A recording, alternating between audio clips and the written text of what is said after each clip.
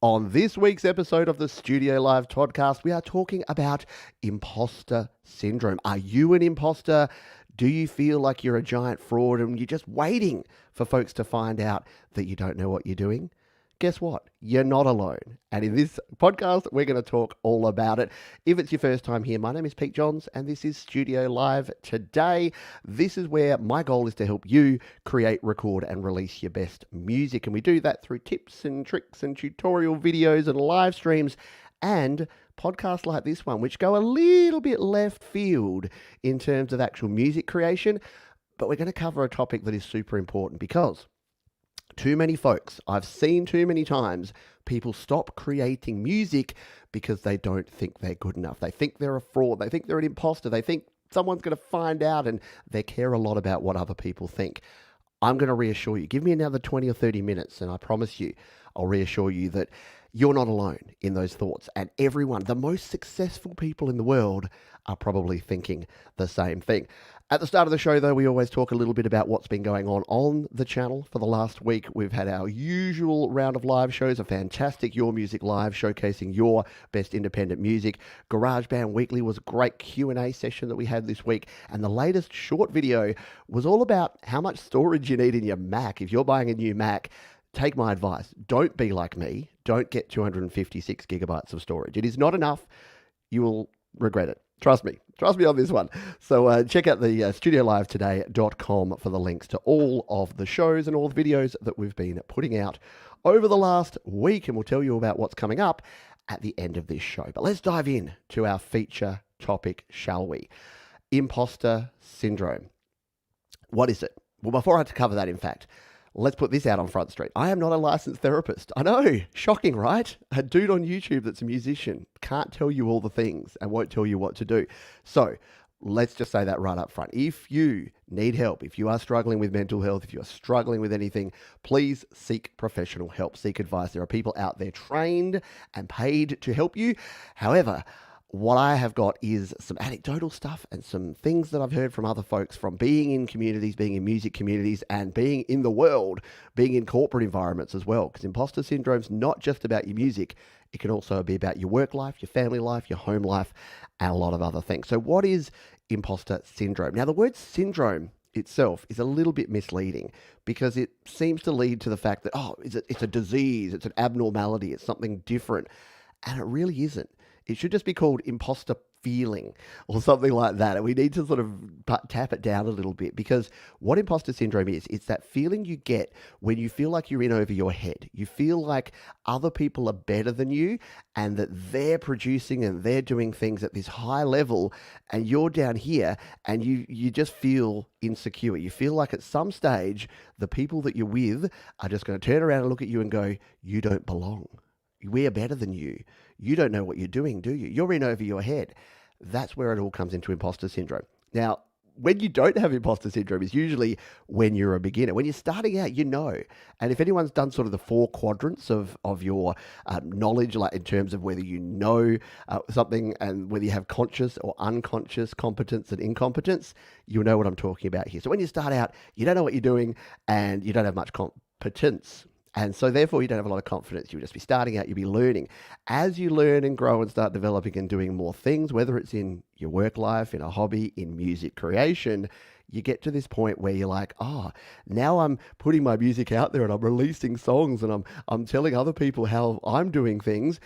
And that's when it usually hits. That's when it usually hits home. And a lot of us get that feeling. So here's my personal story. I could tell you my personal story and journey of many jobs, because a lot of people find this when they start a new job, when you work in a workplace and you do your interview and then they hire you and then you hit the ground running and you look at this system and you're like, I've got no idea what this system's all about. When I got my first sales job, I remember going to my first sales meeting and these people were speaking a different language. Anyone ever been in that scenario before where you're like, oh wow, I don't know, I'm writing down things so that I can go and Google them afterwards and find out what the heck everyone was talking about. So there's that side of thing. When it comes to my career in YouTube and in content creation, I felt like a giant imposter. As I grew my channel, as I hit my first 1,000 subscribers, I felt like a giant fraud, because at that point I was still learning and I thought, hey, I don't know all this stuff. I'm a learner. Why should anyone else listen to me? Why should anyone else trust what I've got to say? Because I don't feel that confident in what I'm doing myself. But what I've found over time is that other people were at that beginner stage. They weren't looking at me going, this guy doesn't know what he's talking about. They were like, I'm completely starting out. This John's guy, he's been doing this for 2 years. He knows what he's talking about. So, yeah, it's about assessing that and going, oh, actually, it's okay. Let alone when about just over a year ago, when I hit 100,000 subscribers, I had a bit of a moment where I went, okay, this is kind of ridiculous. I'd quit my day job. I'm doing this full time. I'm making a full time income, and there's 100,000 subscribers on a YouTube account of people that have watched a video and have said, yes, you're worthy. And weirdly enough, that success you would think would breed more confidence. But for a lot of us, success or perceived success actually breeds less confidence. And again, if you're feeling this, if you've felt this, if you will feel it in the future, I just wanted to reassure you that everyone feels it. And in fact, not everyone feels it, but you know who doesn't? It's probably important enough to say who doesn't actually suffer from imposter syndrome. And that's generally sociopaths. Sociopaths are usually so overconfident, and we could go into a big spiel about the Dunning-Kruger effect and other things that we could discuss. But people that are overconfident and delusional usually fall into that sort of category where they won't suffer from this imposter syndrome. In fact, it's the opposite. They actually think they're better than other people. They have, instead of an inferiority complex, they have a superiority complex. So I say all that to say, if you have these feelings, if you have this feeling of being a fraud, of being an imposter, of not being good enough, welcome to the 98%. Welcome to the 99%. Welcome to the world, because we've all had it, we've all felt it, and there's some things you can do. And that's what we're going to dive into now. You don't just have to take it in your stride. You don't have to suffer alone. We're going to talk about some things. So, other people are feeling it, and especially the more successful people are definitely feeling it. So I've got a note that I put down here, and this is really important. So in the world of social media in particular, like this was bad when it was just, the people that were around you. It was bad then, but it's worse now because of social media. Why is it worse because of social media? Here's the problem with social media. You can only see the external of what other people choose to project. That's really important, so I'm going to repeat it. You, as an individual, can only perceive the external, not the internal, not how someone's feeling, but what someone is externally showing and what they're choosing to show. So it's like they've selected the best parts of the best parts and they're putting just that out there. Whereas you get to feel everything. You know everything about you. You know your insecurities. You know your lack of confidence. You know everything in your head. You know nothing in other people's heads. So it's really easy to get this perception that everyone else has it made. Everyone else is crushing it in life, crushing it in love, crushing it in career, crushing it in everything. And you're there suffering and struggling. And that's a real problem. And that's a problem that I know that with my kids, I talk to them about. I say, look, social media is lovely, but it's fake. It's the best part of people. It's a scenario that people are putting forward. It's all that they want you to know about them and nothing that they don't. So keep that in mind when you're thinking about this sort of stuff, that you get to feel and know everything about you, and other people are probably feeling the same. And we'll talk a little bit more about that as we continue on here. There is a great TED Talk. I know TED Talks get a bit cliche. You're like, oh yeah, TED Talks. Everyone says, oh, have you watched a good TED Talk lately? But there is a great one. The guy by the name of Mike Cannon-Brookes. He's the CEO of Atlassian, which is an Australian company. This guy is a billionaire, but he's not like your run-of-the-mill regular billionaire. He's not like your Elon billionaire. He's a dude that is pretty in tune with his own feelings and what's going on. And he does a great TED Talk about the feeling of this. And I made a quote from that. He says, being out of your depth, feeling like a fraud, and bullshitting your way through. Like that's how he put it when he first started out, like building this company. Because he came out of uni, got funding, built this big company, won Entrepreneur of the Year awards, did all these amazing things, was super successful, but at the same time felt like he didn't belong. Felt like this was not real, that he shouldn't be getting these accolades. And I love listening to that, because you talk about a dude that's worth probably $10 billion and he's having self-doubt.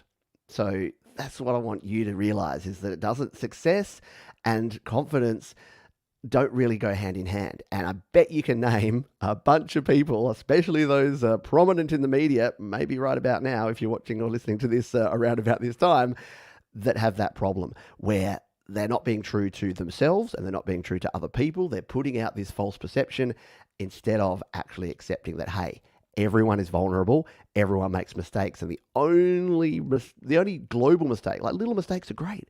Mistakes help make you better. Mistakes help you learn.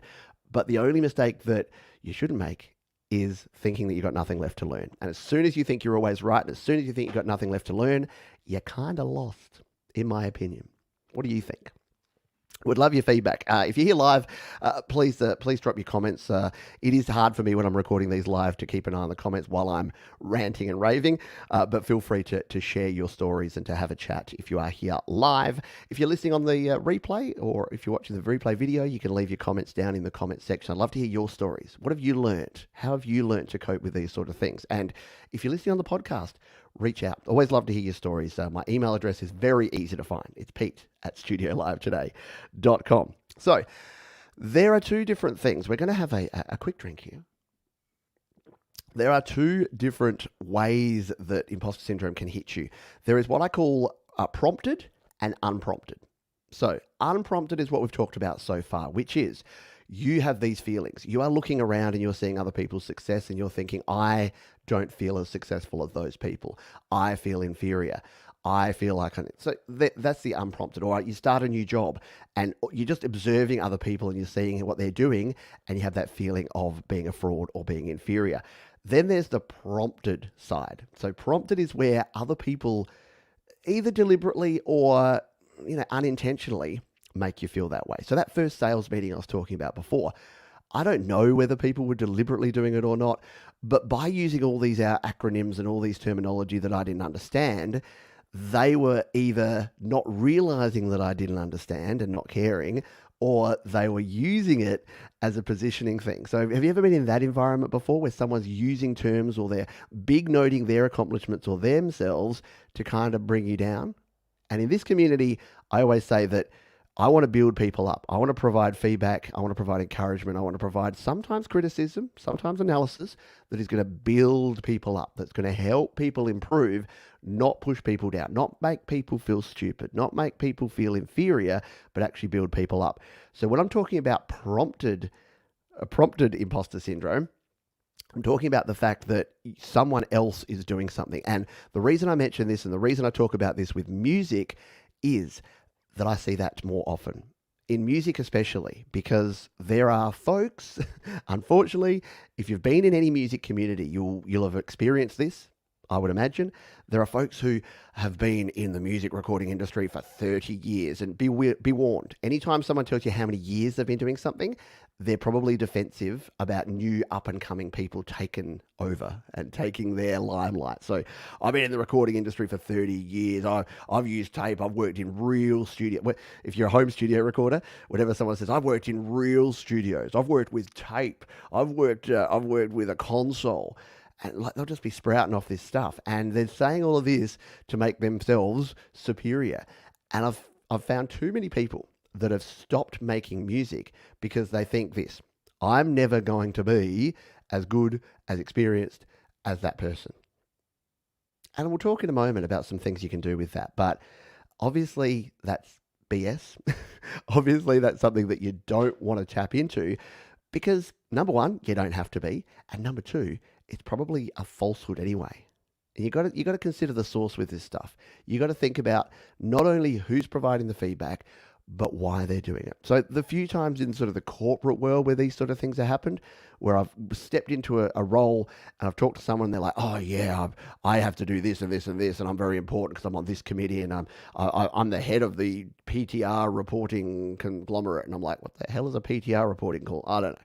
So, but they're probably doing that more so because of a lack of confidence than overconfidence. So it's kind of like the old bully thing, isn't it? It's if someone's bullying you, it's usually because they have some deep-seated self-hatred.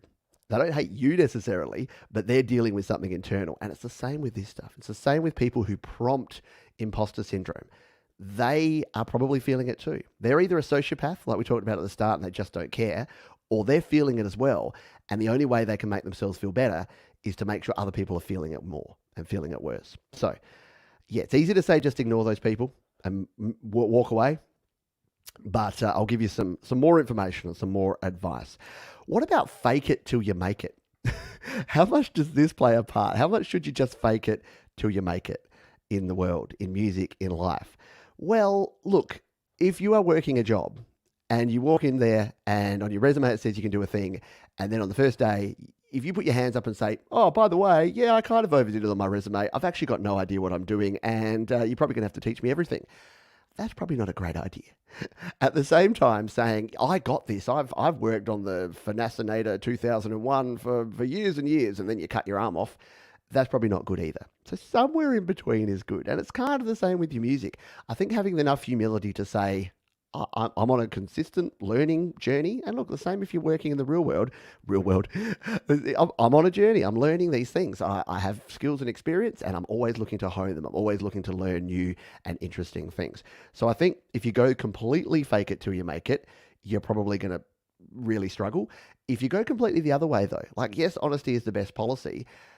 But sometimes you just have to be a little selective about how much you put across. Because remember, other people are protecting what they're putting across. So you don't have to say every vulnerability, every single thing you're thinking all the time. Sometimes it can help. Sometimes you need to do that. Other times, you kind of just need to zip it, work it out. And one of the best things you can do, and we're getting into a bit of the practical advice here, one of the best things you can do if someone is doing that sort of thing is do your research. The TED Talk I talked about with Mike, he mentioned that when he was first meeting in these big meetings, he would like just be, again, noting down terms and Googling them either on the fly or taking them home and Googling them and learning them and researching and doing all that stuff. And I've done that in countless jobs. So when I first started in a sales job, I mentioned before, I didn't know all these terms. So I just noted them all down and I went back and I'm like, so conversion rate means that, retention rate means that. Okay. So you can learn this stuff as you go along. So I guess my advice there is, like most things in life, you don't want to be all one way or all the other. You probably want to sit somewhere in between. All right. But yeah, definitely don't just fake it till you make it. So what can you do about it? Well, number one is you got to ask yourself why you care. I know that sounds a little bit like nonchalant, like you go, well, I just don't care about anyone or anything. But if it is just your feeling, you do have to think about that up front. Why do you actually care about this stuff? Is it that you want to impress other people? And guess what? Caring about what strangers on the internet in particular think about you and what you do is just a recipe for disaster. It's never going to end well. So my advice would be to not do that. Easier said than done. But maybe it's your friends. Maybe it's your family. Maybe it's your boss. Maybe it's your co-workers. Maybe it's other musicians. Maybe you want to feel like you're part of the crowd. And that's okay. But you have to think about it in terms of you. Why do you care? Who do you care? Who do you care about? And what do you care about what they think about you? It's something that's worth thinking, because sometimes we just go without actually stopping and taking heed and going, actually, why do I care? Sometimes you don't need to care. If prompted, consider the source. Do you care about that person? Tell you what, if I stopped my YouTube channel, if I stopped creating music, if I stopped using GarageBand every time someone told me that I should, I would have stopped about 412 times by now. That's probably an understatement. So do you need to listen to that feedback? And look, don't go la la la la. Don't block your ears and just go la la la la la. I can't hear you. Not listening. That's also the quickest way to not grow. But if someone's giving you feedback, I've said this a bunch of times, I know, but if someone's giving you feedback that is, hey, you suck, well, that's not actually helpful. And what is that based on?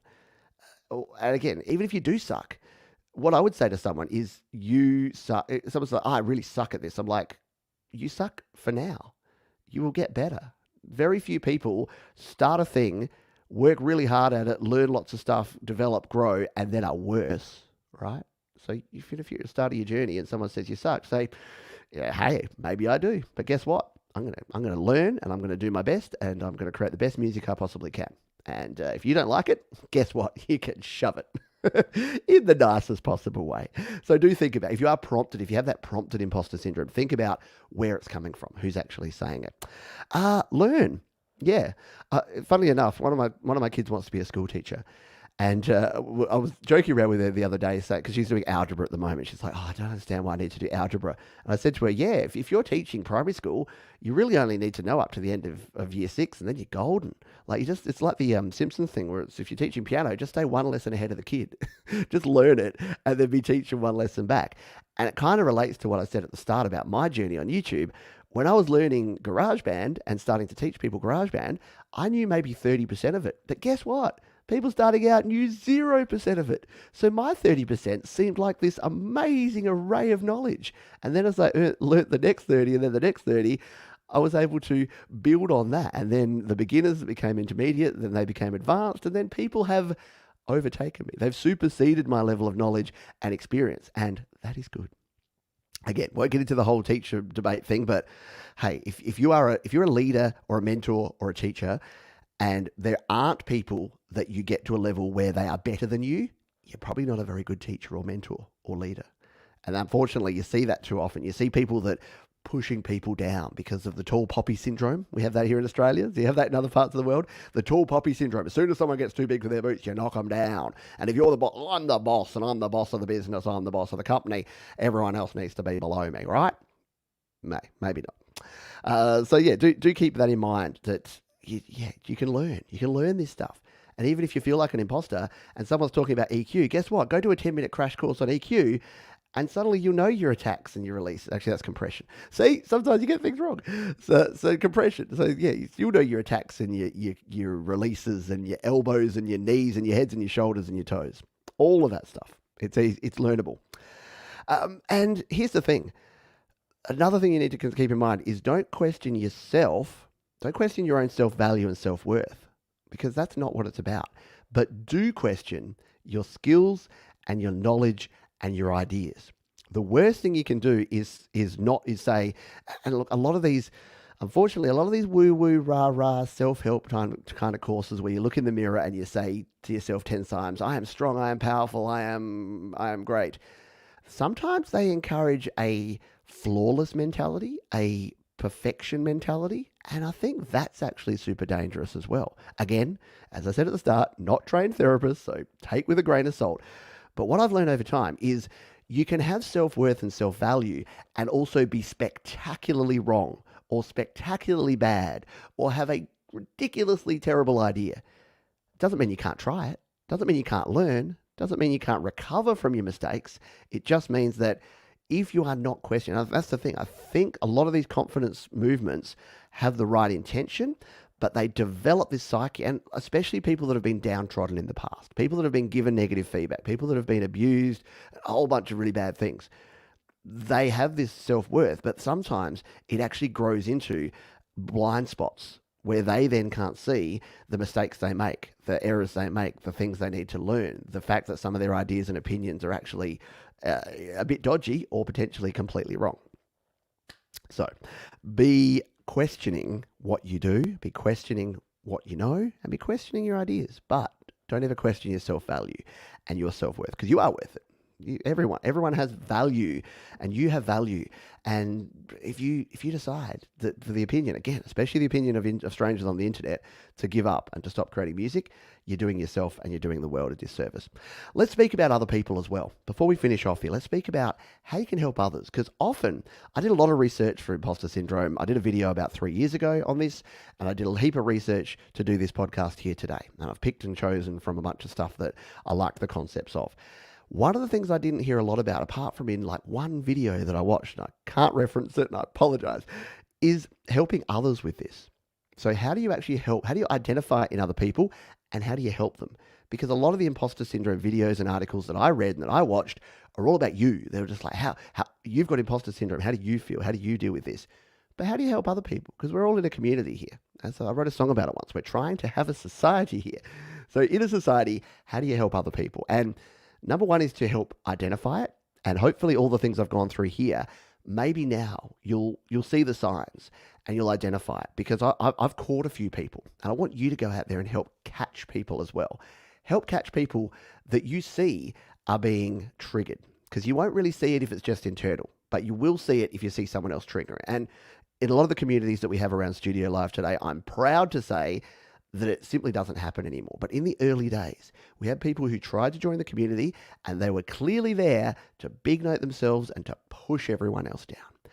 And that simply doesn't work. It's simply not feasible to work in that way.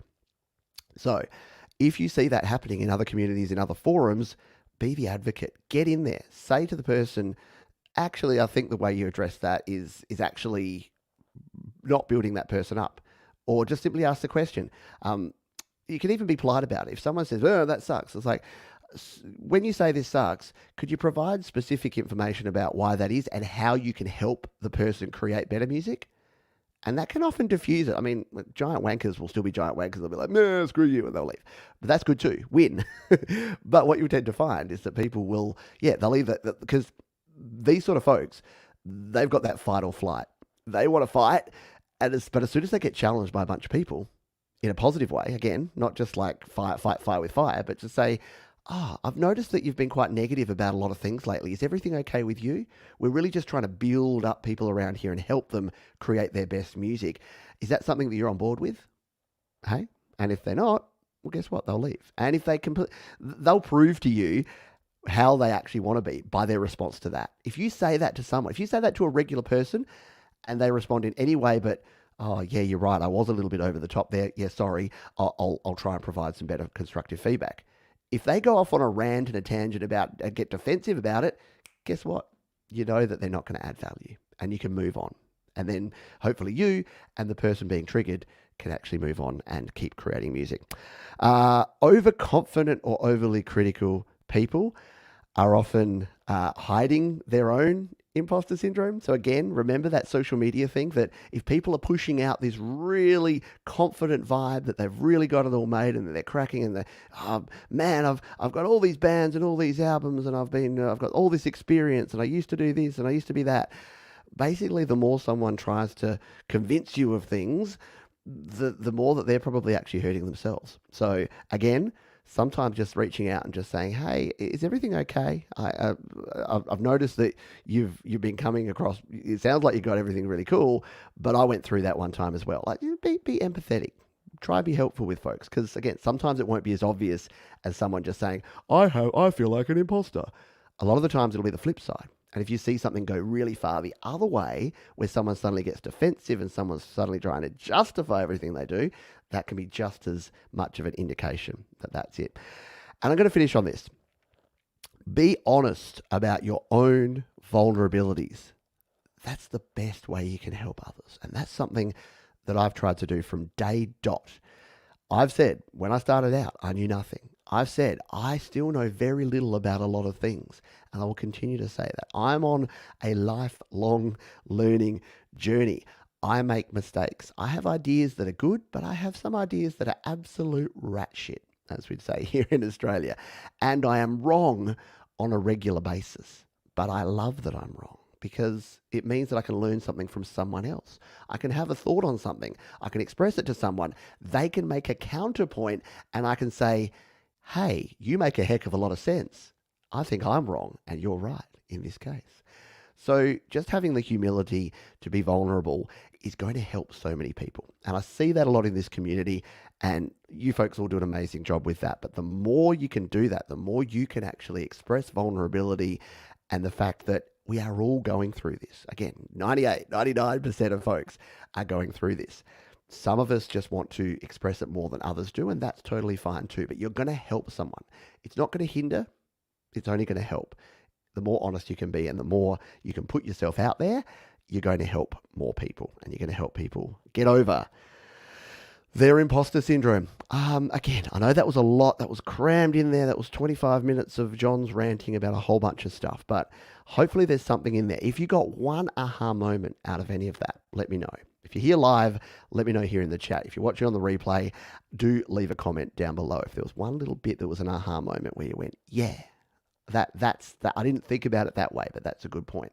And again, this isn't all my stuff, because I'm not taking ownership of this, because I learned this from, again, doing a whole bunch of study and a whole bunch of research. 5 years ago, did not know what imposter syndrome was, and did not know that I had it or that I was experiencing it, and definitely didn't know what to do about it. And now it's not 100% solved. Nothing is, but we're on a journey and we're working towards that. Thanks for hanging out on this one. What's coming up this week on the show? Well, we've got some great live shows. We've got the happy hour coming up. I'm doing a vacation-themed happy hour because guess what? I'm about to head off on, as we would say here in Australia, holiday. We've also got Your Music Live, and GarageBand Weekly is going to be all about tidying and cleaning and organizing your GarageBand iOS projects. Yeah, if you've got My Song 1 through My Song 127, you might want to tune into that one. I'll give you some tips and ideas and what I do to help keep things organized here on the channel.